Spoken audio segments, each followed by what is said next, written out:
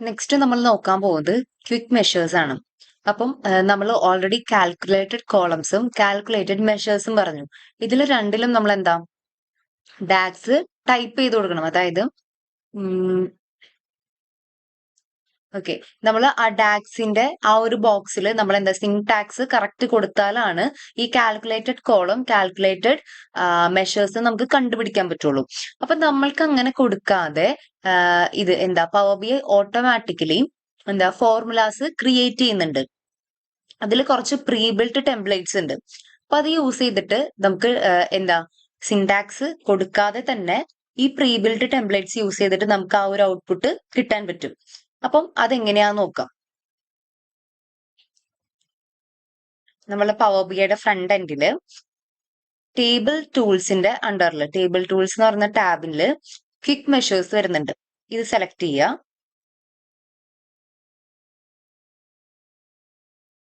Okay, ഇത് select ചെയ്യുമ്പോൾ എന്താ ക്വിക്ക് മെഷർ ഓപ്പൺ ആയി വന്നു. ഇനി നമ്മൾ ഈ ആരോ സെലക്ട് ചെയ്യാം. ഇനി നമുക്ക് എന്താണോ കാണേണ്ടത്, അതായത് ആവറേജ് കാണണോ, മാക്സ് കാണണോ, മിനിമം കാണണോ, സം കാണണോ, മൾട്ടിപ്പിൾ ചെയ്യണോ, എന്ത് വേണമെങ്കിലും നമുക്ക് ഇവിടെ ചെയ്യാൻ പറ്റും. ഇപ്പം ഞാൻ ജസ്റ്റ് ഇവിടെ മൾട്ടിപ്ലിക്കേഷൻ എടുക്കുകയാണ്. ഇനി ഏത് തമ്മിലാണ് മൾട്ടിപ്പിൾ ചെയ്യേണ്ടത് നോക്കാം. അപ്പൊ ഞാനിവിടെ അപ്പൊ നമ്മൾ ഈ ബേസ് വാല്യൂ ക്ലിക്ക് ചെയ്യുമ്പോൾ നമ്മളുടെ ഇവിടെയുള്ള സെലക്ട് ചെയ്തിരിക്കുന്ന എല്ലാ ടേബിൾസും വരും. ഓക്കെ, ഞാനിവിടെ പ്രൊഡക്റ്റ് ലുക്കപ്പ് എന്ന് പറയുന്ന ടേബിളിലെ പ്രൊഡക്റ്റ് പ്രൈസിനെ സെലക്ട് ചെയ്ത് കൊടുക്കുകയാണ്. ഇനി വാല്യൂ ടു മൾട്ടിപ്ലൈ വിത്ത് ഏതുകൊണ്ടാണ് മൾട്ടിപ്ലൈ ചെയ്യേണ്ടത്, ഞാനിവിടെ സെയിൽസ് ഡാറ്റയിലെ ഓർഡർ ക്വാണ്ടിറ്റി സെലക്ട് ചെയ്ത് കൊടുക്കുകയാണ്. ഓക്കെ, അപ്പം എന്താ ഞാൻ കൊടുത്തത്, ആദ്യം എന്താണോ എനിക്ക് വേണ്ടത്, മീൻസ് ഞാൻ ആ ഒരു കണ്ടീഷൻ മീൻസ് മൾട്ടിപ്പിൾ ആണോ ആഡ് ആണോ ചെയ്യേണ്ടത് എന്നുള്ളത് കൊടുത്തു.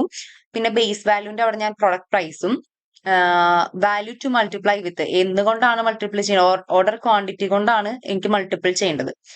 ദെൻ ആഡ് കൊടുക്കാം. ഓക്കെ, ആഡ് കൊടുത്തു കഴിയുമ്പോൾ ഇതാണ് നമ്മളുടെ ഡാക്സ് എന്ന് പറയുന്നത്. ഈ ഒരു ബോക്സിനെയാണ് നമ്മൾ ഫ്രണ്ട് എൻഡിലെ ഡാക്സ് എന്ന് പറയുന്നത് ഇതാണ്. അപ്പം ഇതിൽ ഓട്ടോമാറ്റിക്കലി എന്താ നമ്മൾ കൊടുത്ത ആ ഒരു ഇത് വെച്ചിട്ട് നമ്മൾ കൊടുത്ത ഒരു ഫോർമാറ്റ് വെച്ചിട്ട് നമുക്ക് ഇവിടെ ഓട്ടോമാറ്റിക്കലി ആ സിൻടാക്സ് ക്രിയേറ്റ് ചെയ്ത് കിട്ടും.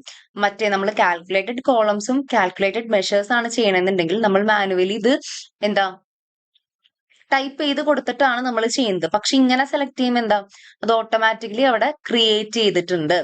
ഇനി എന്താ നമുക്ക് വേണമെങ്കിൽ ഇവിടെ നെയിം മാറ്റി കൊടുക്കാം. ഓക്കെ, നെയിം വേറെ എന്തെങ്കിലും ആക്കി കൊടുക്കാം. ഓക്കെ, ദെൻ എൻ്റർ അടിക്കാം.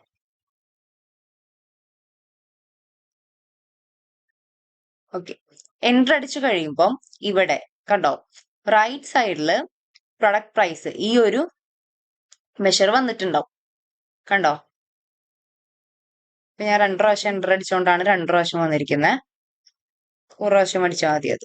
ഓക്കെ, ഇനി ഇതിന്റെ നമ്മൾക്ക് എങ്ങനെയാ മെഷേഴ്സ് എങ്ങനെയാ നമുക്ക് കാണാൻ പറ്റുക, മെഷേഴ്സ് കാണണമെങ്കിൽ നമ്മൾ റിപ്പോർട്ട് വ്യൂവിൽ ചെന്ന് ഓക്കെ ഓൾറെഡി റിപ്പോർട്ട് വ്യൂവിലാണ് നമ്മളുള്ളത്. റിപ്പോർട്ട് വ്യൂവില് നമ്മുടെ കണ്ടോ വിഷ്വലൈസേഷൻ ടൂൾസ് ഉണ്ട് കുറെ. ഇതിൽ ഏതെങ്കിലും ഒരു ടൂള് മെട്രിക്സോ കാർഡോ, ഇപ്പൊ ഞാനിവിടെ കാർഡാണ് എടുക്കുന്നത്. ഈ കാർഡ് എടുക്കുക, ഞാനിപ്പോ കണ്ടുപിടിച്ചേക്കുന്ന ആ വാല്യൂനെ ഡ്രാഗ് ചെയ്ത് ആ കാർഡിലേക്ക് ഇടാം.